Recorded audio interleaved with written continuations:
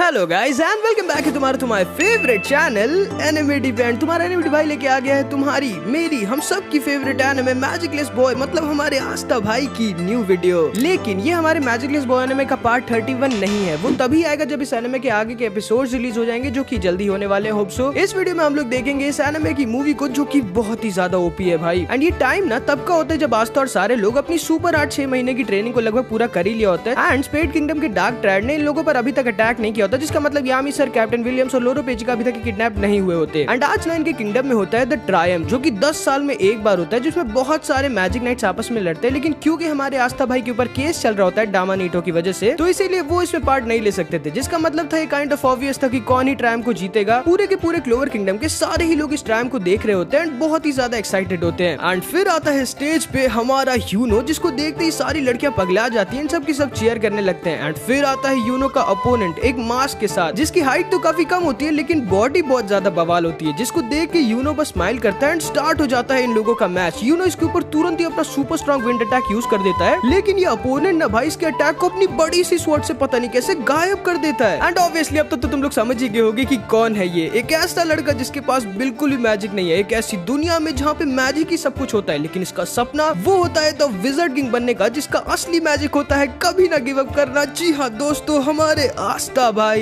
अरे तुम्हारी स्वॉर्ड तो तुमसे ही बड़ी है छोटू। जिसको सुनकर आस्था बस स्माइल करता है एंड ये दोनों तैयार होते हैं एक दूसरे से लड़ने के लिए। लेकिन हम लोग इन लोगों की लेजेंडरी फाइट को नहीं देख पाते, क्योंकि तभी वहाँ पर 4 लोग आ जाते हैं, जो कि कोई ऐरे गहरे क्रिमिनल्स नहीं बल्कि द विज़र्ड किंग के पहले के विज़र्ड किंग्स होते हैं भाई। मतलब समझ रहे हो ना, हद से ज्यादा स्ट्रॉन्ग। एंड तभी हम देखते हैं ये प्रीवियस विज़र्ड किंग, जिसका नाम जेस्टर होता है, ये अपने सुपर स्ट्रॉन्ग बैरियर मैजिक का यूज करता है एंड इस पूरे के पूरे स्टेडियम को घेर लेता है। एंड तभी ये विज़र्ड किंग कॉनराड बोलता है, टाइम आ चुका है इस दुनिया को फिक्स करने का। एंड तभी भाई ये बाहर निकालता है अब तक का strongest magical weapon sword of the god Elstosia को। एंड इसका यूज करके ना ये यहाँ जितने भी लोग थे उन सब की मैजिकल पावर को अपनी स्वॉर्ड में अब्सॉर्ब करने लगता है। एंड इधर ये वाली विज़र्ड किंग प्रिंस अपने मैजिक सोल्जर्स को समन कर देती है, जो इन सब पर अटैक कर देते हैं। एंड तभी इधर हम देखते हैं कॉनराड हमारे विज़र्ड किंग सर जूलियस के पीछे आ जाता है एंड कहता है, हेलो जूलियस, याद तो हूं ना मैं तुम्हें, sir Conrad. And wizard king ये जानते थे कि कॉनराड कितना ज्यादा खतरनाक और स्ट्रॉन्ग है। एंड अब हम आज से 10 साल पहले के सीन को देखते हैं, जब कॉनराड को ये एल्स्टोसिया मिल गई थी। एंड ये ना स्वॉर्ड इतनी ज्यादा ओपी होती है कि ये लोगों के मैजिक के साथ साथ उनकी सोल्स को भी स्टोर करके रख सकती है। एंड इस स्वॉर्ड के अंदर ना भाई द फर्स्ट विज़र्ड किंग लुमिरे और हमारे अभी के विज़र्ड किंग सर जूलियस के अलावा बाकी सारे विज़र्ड किंग और बहुत सारे लोगों की सोल्स और मैजिक इसके अंदर स्टोर होते हैं, जिसका यूज कॉनराड कर सकता है। एंड इस कॉनराड की मैजिक पावर बहुत ही ज्यादा ब्रोकन होती है। एंड भाई ये अकेले होने के बावजूद ना इन सारे के सारे क्लोवर किंगडम के कैप्टन्स और सर जूलियस को अकेले संभाल रहा था। एंड इन कैप्टन्स को तो ना बहुत ही गंदा बजा रहा था। जूलियस, तुम्हें समझना होगा मैं जो कर रहा हूँ वो इस दुनिया की भलाई के लिए है। एंड तभी सर जूलियस जब ये समझ जाते हैं कि इन्हें जल्दी कॉनराड को रोकना होगा और इनके पास अब कोई ऑप्शन नहीं बचा है, तो सर जूलियस कॉनराड को अपने टाइम मैजिक में सील करके पकड़ लेते हैं। आज तो शायद तुमने मुझे रोक लिया जूलियस, लेकिन मैं वापस जरूर आऊंगा। एंड तभी विज़र्ड किंग इसको सील कर देते हैं, क्लोवर किंगडम का अगला विज़र्ड किंग बन जाते हैं। लेकिन जब लाइट ने विज़र्ड किंग को मार दिया था ना, तब इनकी वो सील भी टूट गई थी, जिस वजह से कॉनराड वापस से रियल वर्ल्ड में आ गया था। एंड फिर इधर हम इस प्रिंसिया को देखते हैं, जिसके पास ना अनलिमिटेड मैजिक होता है। एंड ये जितने चाहे उतने सुपर स्ट्रॉन्ग सोल्जर्स को बना सकती थी, जो सोल्जर्स इन सब पर अटैक कर रहे होते हैं। लेकिन तभी इन सबको बचाने के लिए हमारे आस्था भाई और ये सारे लोग मैदान पर उतर जाते हैं। एंड फिर इधर हम देखते हैं कॉब के मैजिक से ये सारे लोग यहाँ से सिविलियंस को सेफली निकालने लगते हैं। ओए आस्था, हमें उसे हराना होगा जो इन सारे मैजिक सोल्जर्स को बना रही है, और उसे भी जिसकी स्वॉर्ड पता नहीं कैसे हम लोग के बहुत सारे मैजिक को कंटिन्यूअसली अब्सॉर्ब कर रही है। ये सारे के सारे लोग मिलकर इन सारे सोल्जर्स को हरा रहे होते हैं, लेकिन ये सोल्जर्स खत्म ही नहीं हो रहे थे। एंड तभी आस्था के सामने ये तीनों विज़र्ड किंग प्रिंसिया, जेस्टर और एडवर्ड आ जाते हैं। एक मिनट, इस लड़के के अंदर तो कोई मैजिक पावर ही नहीं है, फिर ये आखिर मेरे सोल्जर्स को हरा कैसे पा रहा है? ओए तुम तीनों नीचे आओ जरा, तुम तीनों की बैंड बजानी है मुझे। ये लड़का तो काफी बदतमीज और बेवकूफ है। एंड तभी जेस्टर आस्था के ऊपर अपने बैरियर बॉम्ब से अटैक कर देता है, जिसे आस्था आसानी से खत्म कर देता है। ये कैसे हो सकता है? एंड फिर इधर हम कॉनराड को देखते हैं। अब मुझे कोई नहीं रोक सकता जूलियस, मैंने इन तीनों को एल्स्टोसिया और अपने मैजिक से वापस से रिवाइव कर दिया, और इन सब का भी वही मिशन है जो मेरा है, दुनिया को बदलना, सुधारना। एंड तभी ना भाई मार्क्स इसके ऊपर अटैक कर देता है। ओह, तुम्हारा मैजिक तो काफी काम का है। एंड तभी ना कॉनराड जाके भाई इसके मैजिक को ही चुरा लेता है। एंड इसका ना मैजिक पावर होता है दूसरों के मैजिक को चुरा लेना। एंड अब तो क्योंकि इसके पास एल्स्टोसिया भी होती है, तो ये ना समझ लो इसमें पूरी दुनिया का सबसे स्ट्रॉन्गेस्ट कैरेक्टर है। ये सारे और यूनो इन लोगों पर अटैक कर देते हैं, लेकिन ये सारे विज़र्ड किंग को कहाँ ही हरा सकते थे। लेकिन तभी वहाँ पर हमारे यामी सर और ये सारे लोग भी आ जाते हैं। एंड यामी सर ना आस्था और विज़र्ड किंग को लेके कोने में आ जाते हैं। आखिर ये सारे लोग हैं कौन यामी सर? गधे, तुम इन सबको भी नहीं जानते? आखिर हम इन लोगों को रोकेंगे कैसे जूलियस? हमें कुछ भी करके कॉनराड को रोकना देखना होगा, क्योंकि अगर वो अपने प्लान में सक्सेसफुल हो गया तो ये पूरा किंगडम तबाह हो जाएगा। यामी, तुम्हें तुरंत ही हमारे सीक्रेट रिसर्च लैब जाना होगा, वहीं पे शायद एक लौता ऐसा वेपन है जो कॉनराड और एल्स्टोशिया को रोक सकता है। नहीं, मैं नहीं जा सकता, मुझे यहाँ पे और भी लोगों को बचाना है। सुनो गधे, तुम जाओ लैब और उस वेपन को लेके आओ। लेकिन तभी एडवर्ड इन लोगों के ऊपर अपने आइस मैजिक से अटैक कर देता है। और हाँ, मरना मत गधे, वरना मैं तुम्हें मार डालूंगा। एंड तभी ये तीनों वहाँ से किसी तरह निकल जाते हैं। एंड इधर हम देखते हैं यूनो और मैक्स साथ में मिलकर जेस्टर से लड़ रहे होते हैं, लेकिन जेस्टर ना कुछ ज्यादा ही ओवर पावर्ड होता है। ओह, मैं देख सकता हूँ तुम तीनों काफी स्ट्रॉन्ग हो गए हो। हाँ, लेकिन आप अभी भी उतने ही बेवकूफ हो। क्यों? आपको समझना होगा कि आप पागल हो गए हो। मैं जानता हूँ, लेकिन शायद तुम ये नहीं जानते कि पागल लोगों में हिम्मत होती है इस दुनिया को बदलने की। अब आओ देखते हैं कौन रोक पाएगा मुझे जब मेरे पास मेरी ये स्वॉर्ड है। एंड तभी ना भाई कॉनराड अपने मैजिक और स्वॉर्ड का यूज करता है एंड इस पूरे के पूरे कैसल को हवा में उड़ा देता है। एंड जेस्टर ना इस पूरे कैसल को अपने बैरियर मैजिक के अंदर घेर लेता है। एंड इसका प्लान ना भाई सच में पागलों वाला होता है, समझ लो। ये ना अपनी स्वॉर्ड और अपने मैजिक का यूज करके क्लोवर किंगडम के सारे लोगों को मारने वाला होता है। एंड फिर ना ये खाली अच्छे लोगों को वापस से एल्स्टोशिया का यूज करके जिंदा करेगा, जिससे क्लोवर किंगडम में सिर्फ और सिर्फ अच्छे ही लोग बचेंगे। एंड भले ये प्लान थोड़ा इम्पॉसिबल लग रहा होगा, लेकिन ये एल्स्टोशिया और हद से ज्यादा मैजिक की हेल्प से ये कर सकता था भाई। एंड फिर इधर हम देखते हैं ये तीनों इधर सीक्रेट रिसर्च लैब में आ जाते हैं सीक्रेट वेपन को लेने के लिए, जिसका यूज करके शायद ये लोग कॉनराड को फिर से सील कर पाएंगे। नेरो भी यहीं पर थी, जो इन सबको बहुत ही ज्यादा डीप अंडरग्राउंड उस वेपन के पास लेकर जाने लगती है। एंड ये ना इन्हें बताती है कि ये सीक्रेट रिसर्च लैब बहुत ही ज्यादा सिक्योर और सेफ है, और ये भी कि कॉनराड और बाकी के 3 विज़र्ड किंग कितने ज्यादा खतरनाक और स्ट्रॉन्ग है। एंड ये लोग ना जैसे ही सीक्रेट रिसर्च लैब के सबसे डीप सबसे सिक्योर कमरे में आ जाते हैं, जहाँ पे एक चींटी तक इनकी मर्जी के बिना नहीं आ सकती, वहाँ पर इन्हें दिखता है कॉनराड। तुम लोगों को सच में लगा था कि तुम लोग इससे मुझे सील कर पाओगे? एंड असल में जैसा कि तुम्हें याद होगा, कॉनराड ने मार्क्स की मेमोरी मैजिक को चुरा लिया था, जिसका यूज करके इसने विज़र्ड किंग से पहले इनके प्लान और इस वेपन के बारे में पता कर लिया था, इसीलिए ये पहले ही यहाँ पर आ गया। एंड ये वेपन इसके ऊपर किसी काम का था ही नहीं, इतना ज्यादा स्ट्रॉन्ग हो गया है। एंड इससे पहले ना भाई कि आस्था अपनी स्वॉर्ड निकालता, कॉनराड इन तीनों को निपटा देता है एंड आस्था को तो ये सील कर देता है। एंड इसे ना असल में मार्क्स के मैजिक की वजह से इन सब और सारे के सारे मैजिक नाइट्स के बारे में सब कुछ पता चल चुका होता है। ये भी कि आस्था के पास डीमन एंटी मैजिक और नेरो के पास सील मैजिक। तुम लोगों को ये समझना होगा,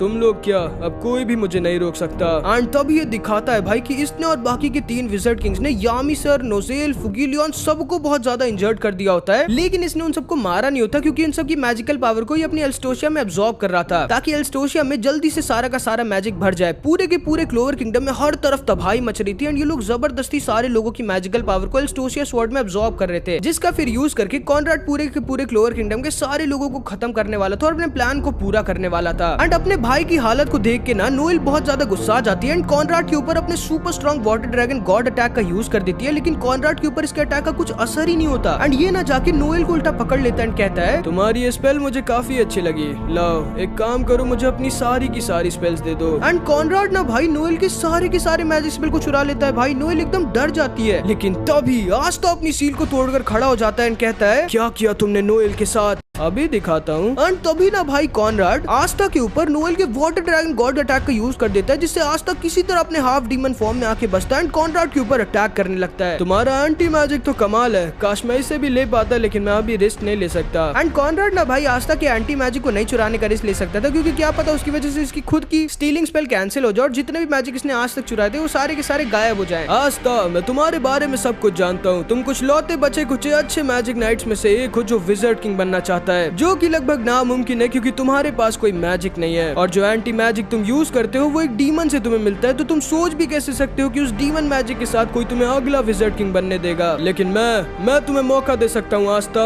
मेरे साथ हाथ मिला लो और मैं तुम्हें मेरी नई दुनिया का विज़र्ड किंग बना दूंगा। बिल्कुल नहीं, मैं क्लोवर किंगडम के करोड़ों लोगों की जान को कुर्बान करके अगला विज़र्ड किंग नहीं बनने वाला। करोड़ों लोग तो मरेंगे, लेकिन सिर्फ वो जो बुरे हैं, तुम्हारे और मेरे जैसे अच्छे लोगों को कुछ नहीं होगा आस्था। मैं उन सबको वापस से एल्स्टोशिया का यूज कर जिंदा कर दूंगा। कल सुबह होने से पहले मैं इस किंगडम को बदल दूंगा, एक ऐसा किंगडम जिसमें सिर्फ अच्छे लोग होंगे। चुप रहो, तुम पागल हो। विज़र्ड किंग सबकी जान को बचाता है, चाहे वो अच्छे हो या बुरे। मैं तुम्हें किसी को कुछ भी नहीं करने दूंगा। एंड तभी आस्था इस पर अटैक कर देता है। तुम सच में बेवकूफ हो, मरो फिर। एंड तभी ना भाई कॉनराड गुस्सा आ जाता है एंड आस्था के ऊपर चारों तरफ से अपने मैजिक अटैक्स लॉन्च कर देता है, जिसे आस्था ऑब्वियसली रोक नहीं पाता एंड आस्था बहुत ज्यादा इंजर्ड हो जाता है। आस्था, तुम्हें समझना होगा कि तुम कभी विज़र्ड किंग नहीं बन सकते, तुम्हें बनने ही नहीं दिया जाएगा, क्योंकि क्योंकि तुम्हारे अंदर मैजिक नहीं बल्कि एक डीमन का एंटी मैजिक है। मेरे साथ हाथ मिला लो आस्था, मैं ऐसे तुम्हें मार के तुम्हारे एंटी मैजिक को बर्बाद नहीं करना चाहता। लेकिन तभी आस्था बोलता है, किसने कहा कि मैं विज़र्ड किंग नहीं बनूंगा? हाँ, और मेरे पास मैजिक नहीं है? तुम देखना,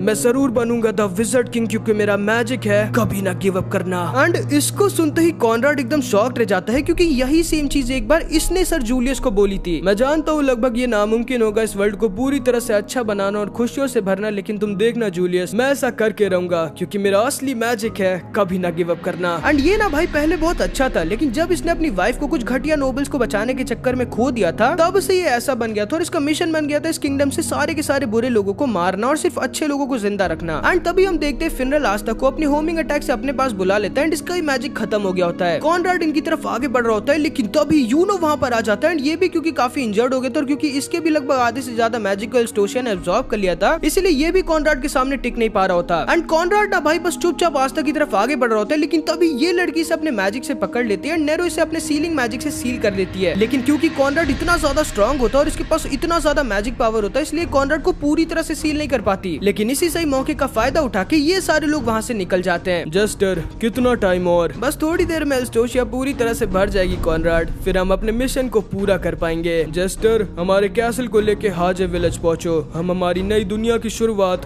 वहीं से करेंगे। एंड फिर इधर हम देखते हैं थोड़ी देर बाद ये सारे लोग होश में आ जाते हैं एंड आस्था बहुत ज्यादा डरा और इंजर्ड होता है। एंड आस्था ना इन सबको बता देता है कि अगर ये लोगों ने जल्दी कुछ नहीं किया तो कल सुबह होने से पहले कॉनराड क्लोवर किंगडम के सारे लोगों को मार डालेगा। जिसको सुन के सारे लोग और सेक्के एकदम डर जाते हैं एंड सेक्के बोलता है, हम कुछ नहीं कर सकते, हम उन विज़र्ड किंग को नहीं हरा सकते, हम लोगों को यहाँ से भागना होगा, हम क्लोवर किंगडम को छोड़ के निकल जाना चाहिए, क्यों ना हम सब लोग हार्ट किंगडम चले। एंड ये सारे के सारे लोग सेक्के की बात को मानने लगते हैं, तैयार होने लगते हैं क्लोवर किंगडम को छोड़कर भाग के जाने के लिए। लेकिन तभी आस्था बोलता है, ये क्या बोल रहे हैं आप लोग? क्या आप लोग भूल गए हम कौन हैं? क्या आप लोग भूल गए उन सारे सैक्रिफाइसेस को जो हमसे पहले के मैजिक नाइट्स ने हमारे और इस किंगडम के लिए किए थे? क्या आप लोग भूल गए हैं वो सारी जिम्मेदारियां जो हमें उस दिन मिली थी जब हमने इस मैजिक नाइट क्लोक को पहना था?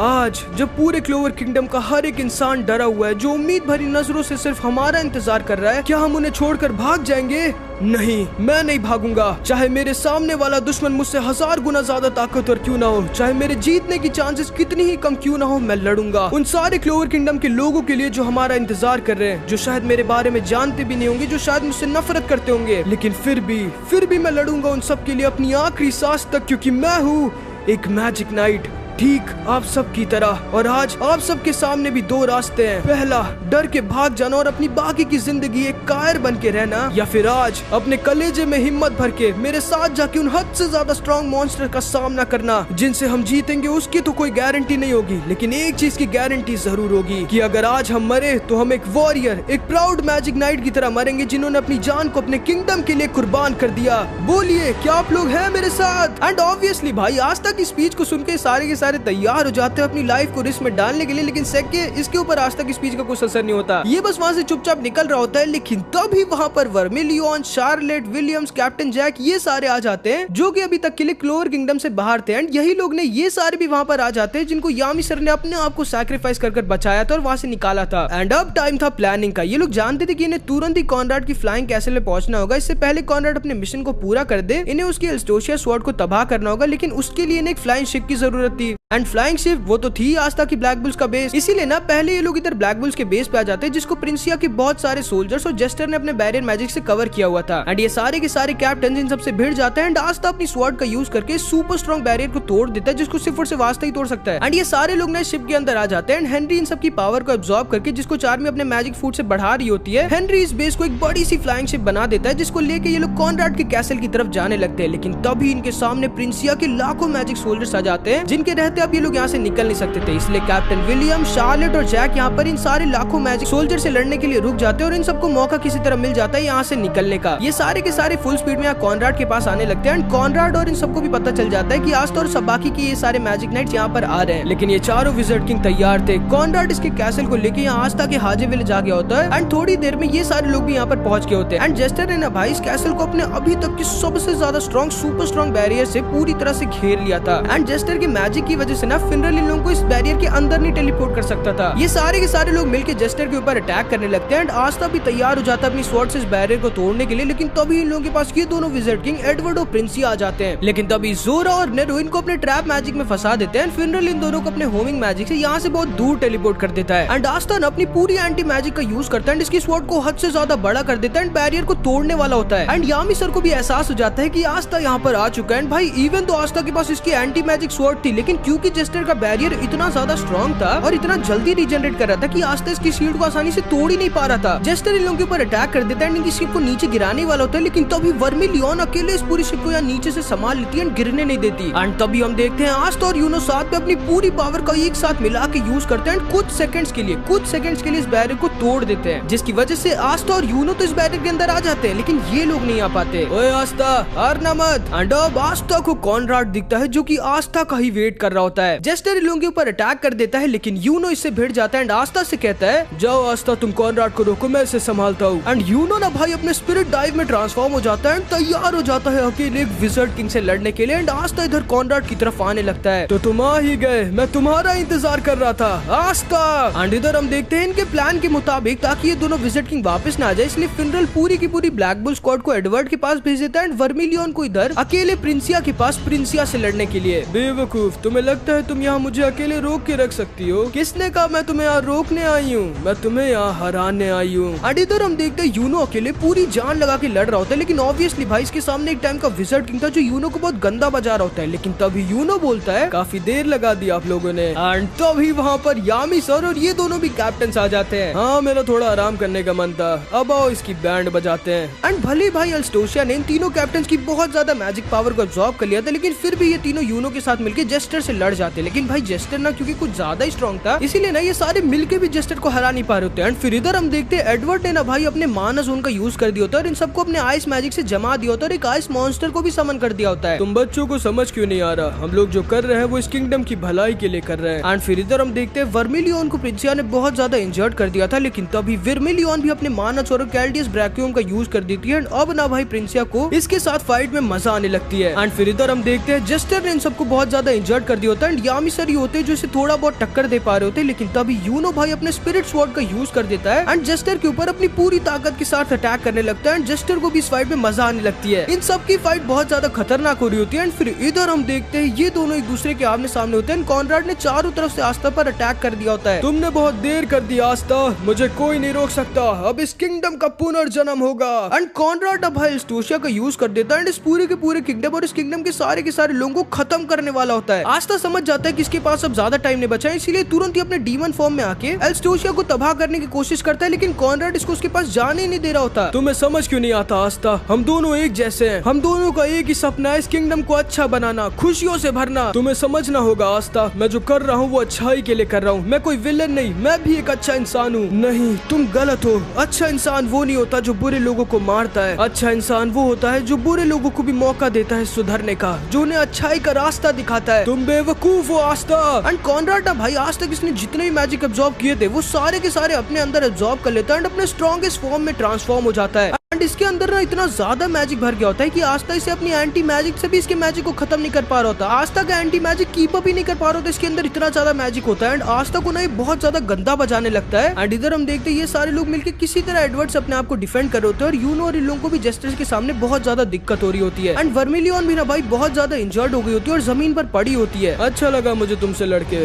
वर्मिलियन। एंड प्रिंसिया वहाँ से जाने लगती है, लेकिन तभी वर्मिलियन बोलती है लड़ाई अभी खत्म नहीं हुई है। एंड वर्मिलियन भाई अपने नए स्ट्रॉन्गेस्ट फॉर्म हेलफायर इनकार्नेट में ट्रांसफॉर्म हो जाती है एंड भाई ये प्रिंसिया को टक्कर देने लगती है। एंड फिर इधर हम देखते हैं यामिस और ये सारे कैप्टन भी साथ में अपने अटैक्स को कंबाइन करके जेस्टर को थोड़ा बहुत इंजर्ड कर देते हैं एंड यूनो भी भाई इसके ऊपर अपने विंड स्लैश का यूज कर देता है एंड इसे थोड़ा इंजर्ड कर देता है। एंड ये लोग भी ना भाई फाइनली किसी तरह जेस्टर को टक्कर देने लगते हैं, लेकिन इधर आस्था बहुत ज्यादा गंदा पिट रहा होता है। ध्यान से देखो आस्था, ये है एक विज़र्ड किंग की पावर। एंड आस्था ना भाई बहुत ज्यादा इंजर्ड हो गया होता है, लेकिन ये जानता था कि ये हार नहीं मान सकता, इसे स्वॉर्ड को हटाना ही होगा, वरना क्लोवर किंगडम तबाह हो जाएगा और सारे के सारे लोग मारे जाएंगे। आस्था, तुम बेवकूफ हो अगर तुम्हें लगता है कि तुम विजर्ड किंग बनके इस किंगडम के सारे लोगों को सुधार दोगे और हर किसी को खुशियों से भर दोगे। अगर ये इतना ही आसान होता तो जूलियस क्यों नहीं कर पाया ये, लुमिरे क्यों नहीं कर पाया ये? मैं बताता हूँ, क्योंकि वो वीक थे, लेकिन मैं स्ट्रांग हूँ। मैं ऐसा करने जा रहा हूँ। मैं इस किंगडम को ऐसा बनाऊंगा जिसमें सिर्फ और सिर्फ अच्छे लोग रहेंगे, सारे लोग खुश होंगे। मैं हूँ एक असली विजर्ड किंग। लेकिन तभी आस्था बोलता है, नहीं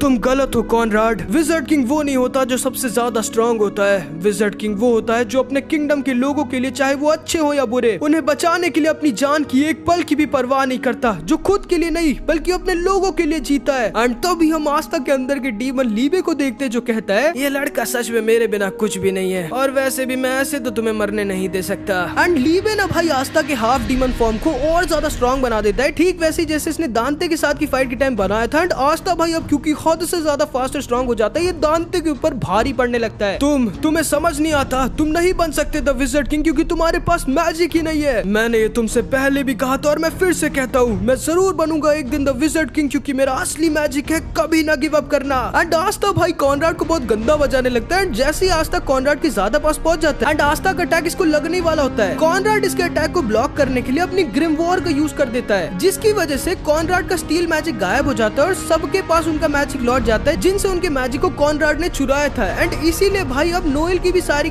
स्पेल वापस आ जाती है। नोएल तुरंत ही अपने वाटर वैल्करी आर्मर में ट्रांसफॉर्म हो जाती है। एंड फिर ना भाई ये सारे के सारे एक साथ मिलके इस एक टाइम के विजर्ड किंग एडवर्ड को हरा देते हैं, दिखा देते हैं ब्लैक बुल्स किसी से कम नहीं। एंड इधर आस्था भी तैयार होता है अपने फाइनल अटैक को यूज करने के लिए। याद रखना कॉनराड, एक दुनिया जिसमें सारे लोग अच्छे और खुश हो, वो कभी सारे बुरे लोगों को खत्म करके नहीं बनाई जा सकती।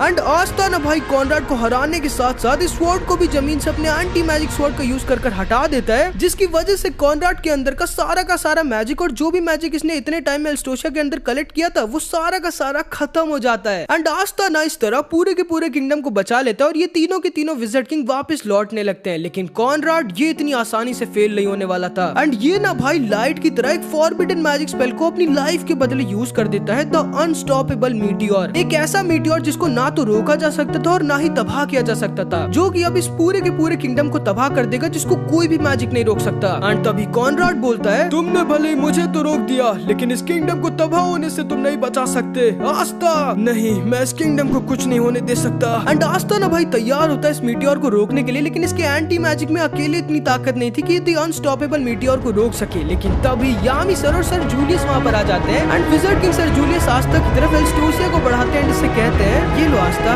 इसकी तुम्हें जरूरत पड़ेगी। एंड जैसे ही आस्था भाई स्वॉर्ड को पकड़ता है, यामी सर, विजर्ड किंग, फिनल के मैजिक से ये सारे के सारे लोग एल्स्टोशिया में अपने मैजिक को भरने लगते हैं। एंड एल्स्टोशिया के अंदर ना बहुत ज्यादा मैजिक भर जाता है, इतना कि आस्था का एंटी मैजिक स्वॉर्ड तक इतने सारे मैजिक को तुरंत ही खत्म नहीं कर पा रहा होता, बहुत टाइम लग रहा होता है खत्म करने में। इसीलिए जिंदगी में पहली बार एल्स्टोशिया और इसके डीमन की वजह से आस्था के अंदर एंटी मैजिक के साथ साथ मैजिक भी पैदा होता है भाई। एंड आस्था ना भाई अभी तक के अपने strongest half demon half spirit form में ट्रांसफॉर्म हो जाता है, जिसमें इसके आधे शरीर में एंटी मैजिक पैदा होता है और आधे शरीर में मैजिक। जाओ आस्था, बचा लो इस दुनिया को। एंड आस्था भाई इस मीटियोर की तरफ उड़ जाता है इसे रोकने के लिए। एंड तभी कॉनराड चिल्ला के बोलता है, आस्था, तुम्हें समझना होगा, इस किंगडम को कोई नहीं बदल सकता। मुझे इस किंगडम को खत्म करने दो, मुझे सारे लोगों के दुख को खत्म करने दो। नहीं कॉनराड, मैं तुमसे वादा करता हूँ, मैं इस दुनिया को बदलूंगा, मैं इस दुनिया को खुशियों से भर दूंगा, इस दुनिया से सारा भेदभाव खत्म कर दूंगा जब मैं बनूंगा द विजर्ड किंग। एंड आस्था ना भाई अपने एंटी मैजिक से इस मीटियोर के फॉरबिडन स्पेल को कैंसिल कर देता है, जिससे अब इसे तबाह रोका जा सकता था। एंड अपनी एल्स्टोशिया स्वॉर्ड में छोड़ सारे मैजिक का यूज करके इस मीटियोर को तबाह कर देता है भाई। एंड तभी हम देखते हैं कॉनराड की वाइफ का पेंडेंट टूट जाता है। एंड तभी अब इसे समझ में आ जाता है कि शायद सच में गलत कर रहा था, शायद सच में बस इस पूरे के पूरे किंगडम को सिर्फ अपनी वाइफ के लिए तबाह करना चाहता था, उसे सुधारने के लिए नहीं। एंड भाई जब कॉनराड अपने सामने आस्था को देखता है तब इसे लगता है कि शायद सच में आस्था वो कर देगा, शायद सच में आस्था इसके सपने को पूरा कर देगा। इसलिए मरने से पहले बस एक चीज कहता है,